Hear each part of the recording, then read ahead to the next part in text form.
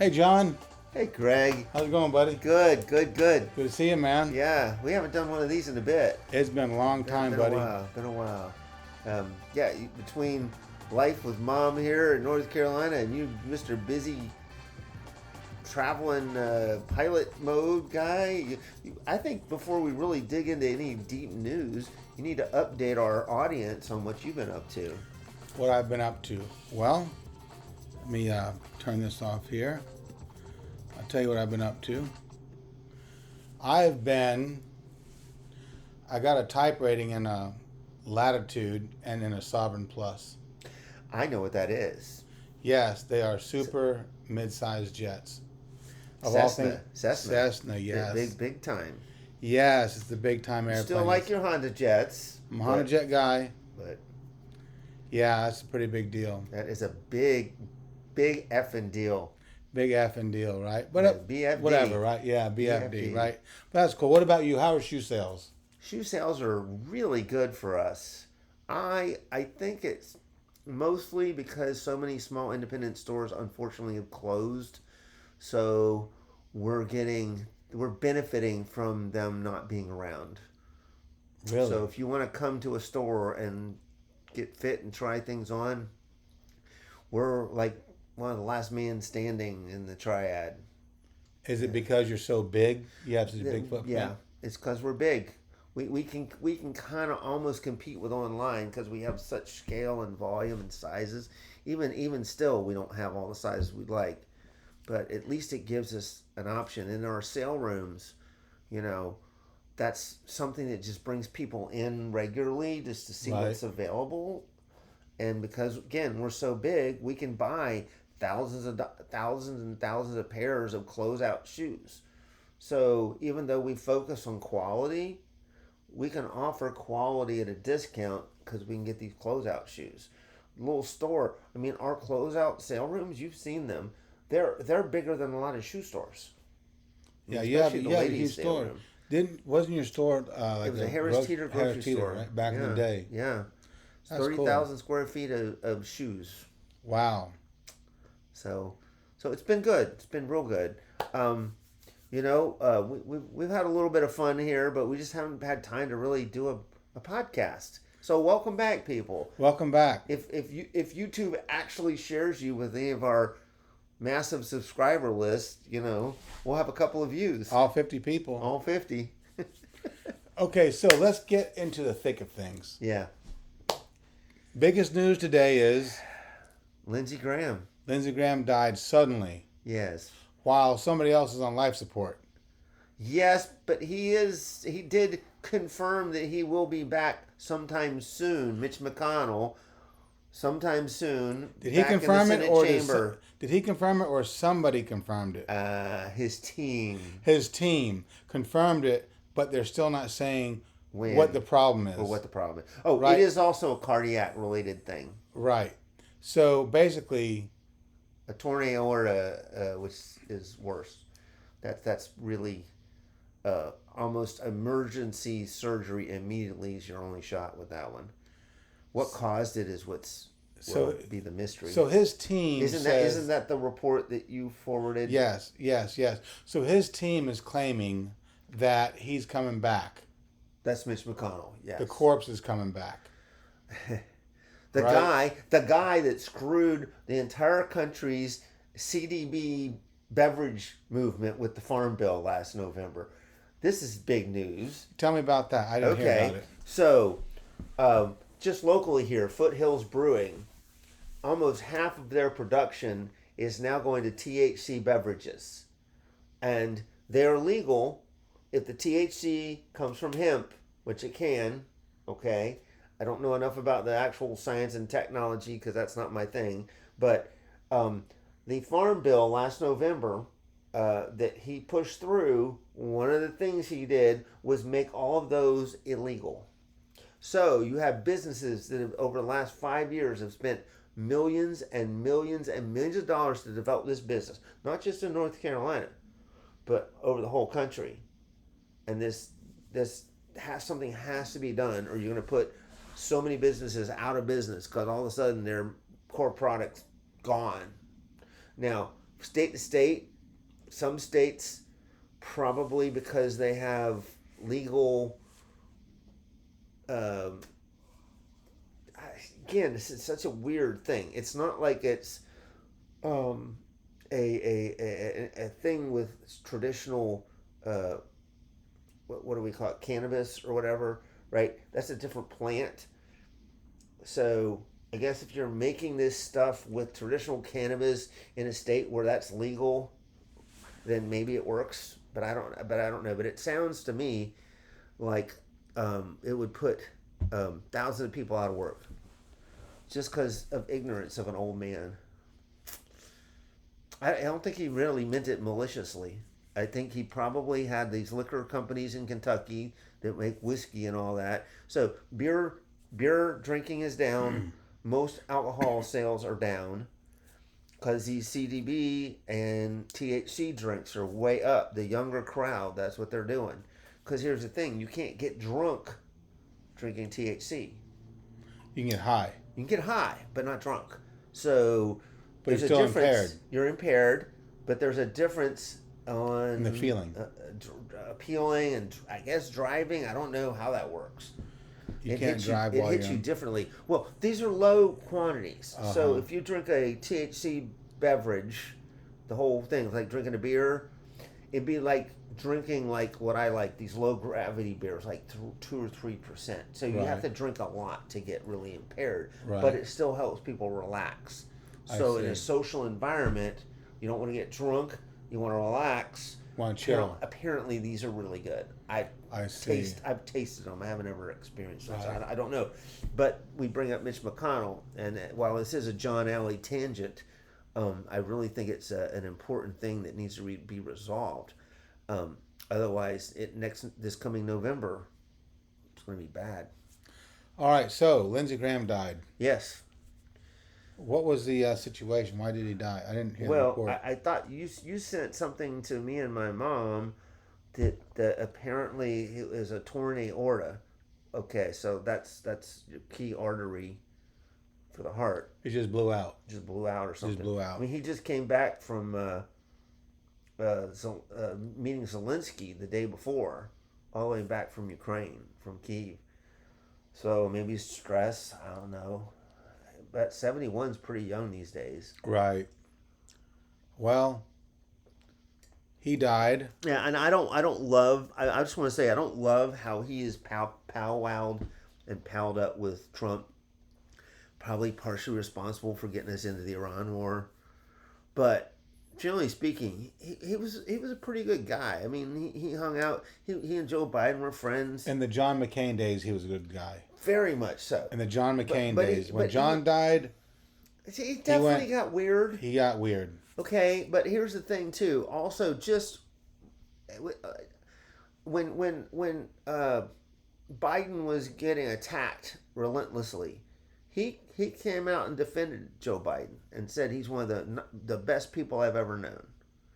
So I mean, it's this weird. I don't know. I think he strategically decided that he was gonna get on the Trump team to try to not corral Trump. You're never gonna do that, but have influence. It's kind of like Elon. Mm-hmm. Elon doesn't love Trump the man. He doesn't love the policies, but what he likes is the policies that benefit his companies. And if you pal up with Trump and you're nice to him, you can get him to do almost anything for you because he's a malignant narcissist. And if you praise him, he likes you. Right. Yeah, I mean that's who Trump is. So you're going to go nowhere by telling him he's a terrible person, or like his vice president said he was a Nazi before he actually ran with him and won. They won. Vance literally said he was like a Nazi or something, didn't he? That's right. That's exactly right. Yeah, yes, you right. have a better memory than me on things. That's what he said. So, who do you think is going to run in 2028? Republican and Democrat? Well, I think the way Rubio's playing it, I think he thinks he can win because he's going to try to come across as the sane Republican in the group. What about J.D. Vance? He wants a piece. Oh, J.D. wants it. Right. But I think he's probably been shown too many cards that you can't trust the guy. There's no But consistency at doesn't all. but doesn't Trump kind of put whoever he wants on the ticket? No, you have to go through a primary. Yeah, you have to go through a primary, and people are going to vote. I see. I mean, it's not like the Biden situation where he stayed in too long and Right. you didn't have time to have a primary. Right. Of course, Trump's going to try to change that. He's going to. I mean, why all these laws now about voting and mail-in voting and all this? There's so much corruption going on. The postal service is talking about controlling voting, mail-in voting now or something, and of course the Supreme Court just gave Trump power to control. I don't know what the group is, but it's an organization in the federal government that gives advice to the states, which of course actually run the elections. But I don't know. It sounds like some kind of weird manipulation. Sounds like Trump's stuff. using a blueprint from Russia. Yeah, his buddy Putin. Right. His buddy Putin. That's what he's doing. Yeah, trying to hold on power as any way he can. The reflecting pool. Oh God, that's so pathetic. What's going on there? He had his buddy, or it was a non-bid contract, right? It's a supporter of some sort. And it just turned into a shit show. The people that redid it under Obama actually told because they were the last ones to clean it up and fix it. They told Trump and his group that you cannot do what you want to do in the time frame you want to do it. And he said, I don't care. It's the 250th birthday. We're going to have a beautiful reflecting pool. So he hires somebody that'll do it. They pay him a shitload of money. And it didn't work. And it didn't work. And of course, he can't accept that he ever is wrong at anything or ever loses anything his entire life. That's his story. The bankruptcies, those are wins because he screwed over contractors. It's a manipulative thing to screw over the contractors. Anyways, he can't accept losing in any way. And so he got to blame people. And then they have this stupid lawsuit on some Olympian that was in the pool, and he was literally, it appears that he was curious as to what was going on, and so he was checking the liner, and it seemed to be peeling, and they arrested him because they're saying that he somehow is not a terrorist, but vandalizing it. Yeah, and so what's a shame to me is that the grand jury bought into it Enough. Yeah. Which I thought was ridiculous. Yeah, it should have. The grand jury should have saw through that one. This is stupid and blow. Yeah. Page 2. You ready? Yeah. Iran war. Dumb. Oh, for sure. Dumb. I mean, here's the thing. Like he said a year ago, oh, we bombed them, we destroyed their stuff. They can't build a nuclear bomb. Okay, then why you have to start a war with them? That's right. That we had a better deal in the Obama White House, the negotiated thing that he tore up. He tore in it his up. first term. Tore it up. Tore it up. Said, nope, that's a bad deal. Because he doesn't know this shit about anything. He's a freaking ignorant MFer. He's so ignorant. And now gas prices are high. He doesn't actually understand how any of this stuff works. Now, he is a classic malignant narcissist in the sense he's very charming. He removes people's names. He can in person apparently he's very charming and you like the guy. But when it comes to policy, it's not that he probably could not understand it. It bores him so much he doesn't want to. So he didn't know what he was canceling. It's just all the Republicans told him, oh, this is a bad deal. And so he says, okay, well, let's screw the Democrats. We're going to cancel Obama. It's just like he tried to get rid of the Affordable Care Act, which isn't great, but it could have been better if the Republicans actually had worked with him and you could have gotten the public option. Then healthcare wouldn't be off the rails as bad as it is. What's the public option? So the public option was that anybody that can't afford a private healthcare thing could basically buy into some version of Medicare for all or of sorts or whatever. That's not what they were calling it, but a government healthcare insurance plan. And so the blastoma cancer that killed John McCain also killed Ted Kennedy. And Ted Kennedy, when he died, he was the vote that would have been able to pass that. Right. The new Republican guy that took over, he didn't know what he was doing. He just went along with whatever they told him to do. And of course, he voted against it. So it lost basically by 1 or 2 votes. Here's the thing. People argued that it was socialized medicine, which is what most of the Western world has anyways. And they have better medicine. Not on the R&D, but on the affordability. You know, what you go to Mexico for some stuff. I do, yes. Because it's affordable. Same stuff. My teeth, arthritis, and dermatology. Yeah, because it's affordable. Yes, and I see the people immediately. Yeah. So the point being, it's not that we don't have the technology or whatever, but it's not affordable, it's not accessible. So the Affordable Care Act, if it had the public option, would have forced private insurance to compete with that. So you would have had more affordable insurance. I mean, I'm helping my mom through all this stuff. I would see her Medicare bills. Mm-hmm. And what would happen, everybody loves Medicare, it hasn't, right? So they bill you, we go to this wound care place or something, and this minor little procedure, they scrape the wound a little bit, takes a minute or two, the whole process is 20 minutes. They bill $2,000. Medicare says, we'll give you $200. There you go. Take it or leave it. So this is why they bill so much, maybe? Because they know that I don't, but you see, they're billing $2,000. Now, if it's a private company and they're only going to pay $200, there's going to be some lawsuit or something. But you can't sue the government about this, right? Right. So if you had the concept would be if they had the public option, all of a sudden the prices would have to be more reasonable because they know they're only going to get paid some percentage that's realistic. Or would that happen? I don't know. Over time, maybe not. But our system is so outrageously expensive, and like you said, when you get care, it can be great, but it just sometimes takes too long to get it. So I don't know.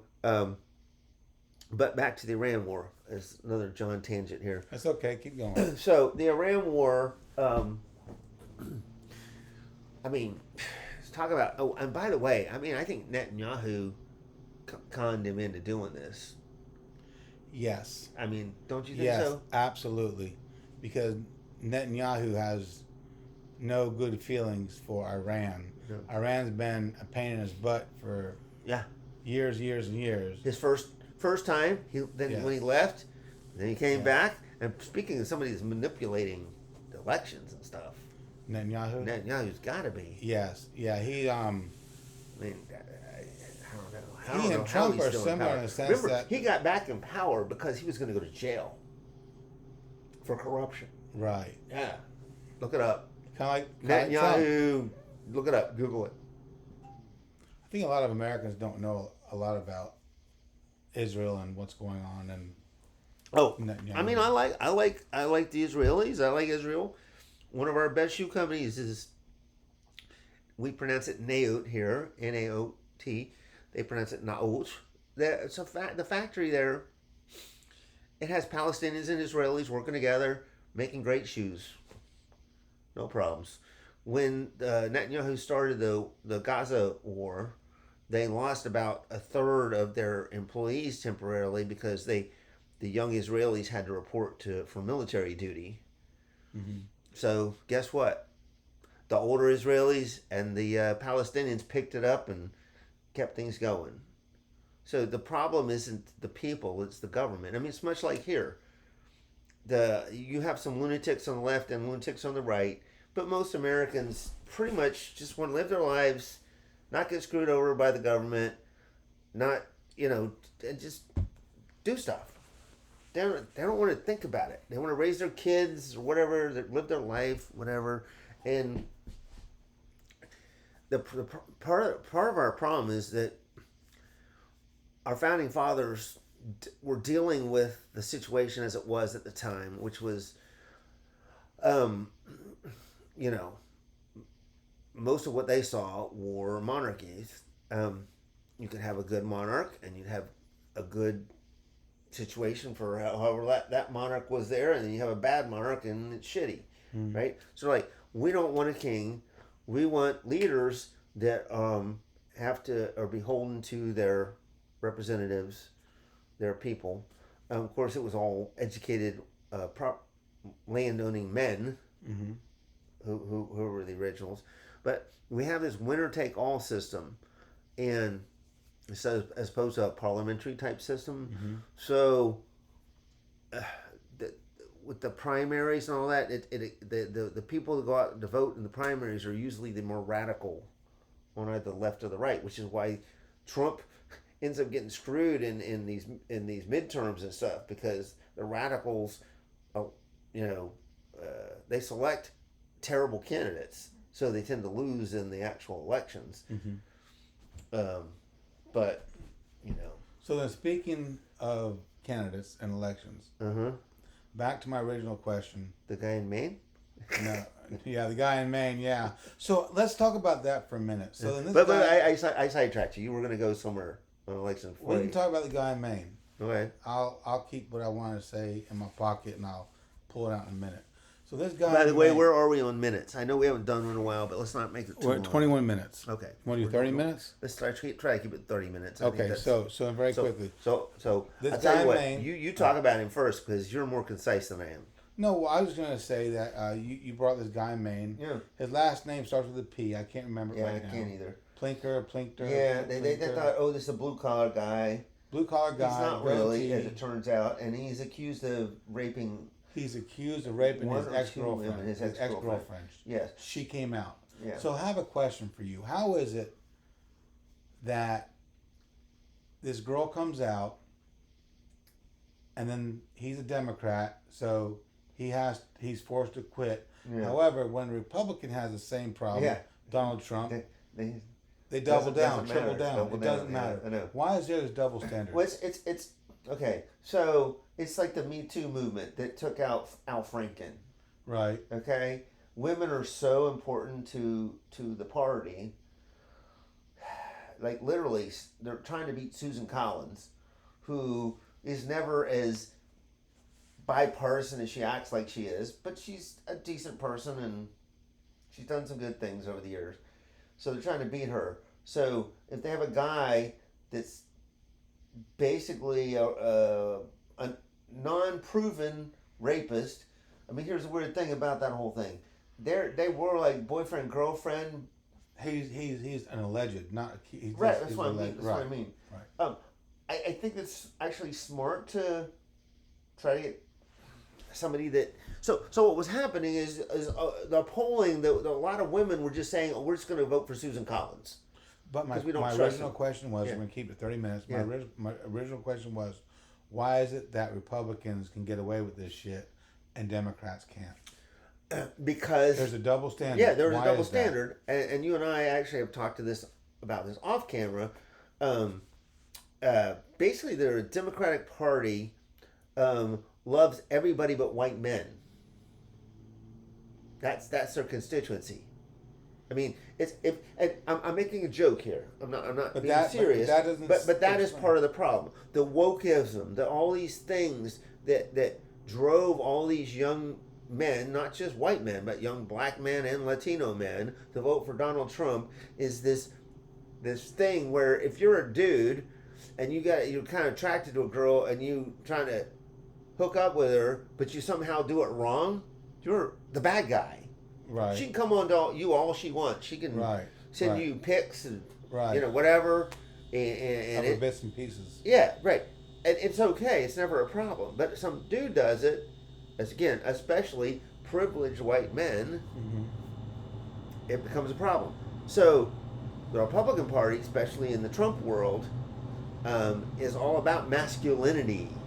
They are. toughness, this stuff. Right. Right? So that's what we want. We want our men going out and being assertive with their women. Let's not call it rape or whatever. And I think that's sort of the main difference. I believe there's a middle ground that's probably best for everybody. All right, so last 4.5 minutes. Yeah. Who is going to run for the Democratic Party in 2028 for president? Well, I hope, and I'm sure Gavin Newsom will. I'm not sure he's the best candidate, but I like him a lot. Shapiro in Pennsylvania would be good. Uh-huh. The senator from Pennsylvania, the weird dude. I think he's too weird to win, but you could ally with him. What's his name? The bald guy that had a stroke. Federer. Yeah. But Shapiro would do good. He's not as. I mean, Gavin Newsom to me has the charisma and charm to do it. He could be like the white Obama or something. But because he was been the governor of California for quite some time, and while things are a lot better there than they were actually when he got into office, we could argue. That might be something against So him. it needs to be Gavin Newsom? I think Gavin Newsom. Top of the ticket. I like Gavin Newsom. Gavin Newsom. Who's his vice president? Who do you think? Usually have good insight into this. Well, I mean, Oprah could run. I love Oprah. I love Oprah. I too. love Oprah. I think Oprah could win. She can fix anything. Yeah. So then, if he's going to be top of the ticket, Pete Buttigieg is not going to take second place. Kamala Harris is not going to even. She wouldn't do it again. Right. He wouldn't do that. No. Right. I think Buttigieg might be willing to do second ticket. Because here's the problem. I think Buttigieg is brilliant. I love the guy. I think the gay thing could be an issue with independents. And this terrible thing that happened to him where they literally took his kids away. 24 hours. That just shows how corrupt the fucking Republican Party is. Right, and Trump They set that up. Trump didn't even come out and say, hey, that's wrong. No. We don't have time to do it. The ICE stuff. They've had something like 15 or 20 people killed by ICE that were not guilty of anything. Nope. Nothing. They're just guilty of being there. Yeah. Or just guilty of existing. Yeah. All right, so Gavin Newsom, top of the ticket. Yeah. Marco Rubio, top of the ticket for Republicans. I think so. Vance wouldn't take vice president, and he's going to run against Rubio Right. for sure. Marco, here's the thing. Marco is, he's done a really good job of being the adult in the room in the Republican, in the Trump White House. I have no love for Marco Rubio. I don't either. He is as much as Vance is a guy that plays the game for power. He really doesn't care about anything other than power. I'm not saying I like him. Yeah, I don't really like either one of those guys. There are plenty of good Republicans that I could consider voting for. But the thing is, all of the good ones quit because of Trumpism. All right. Oh, I'm happy about Roy Cooper. He's going to easily win the Senate here. That's good. So to win the Senate, this is the big thing about this guy in Maine. You have to beat Susan Collins to get control of the Senate. Gotcha. That's really the reason this came down to that. Gotcha. So, all right. That's it. That's it. That's it. Good to see y'all. Good to see everybody. Bye. Hasta luego. Bye. Bye.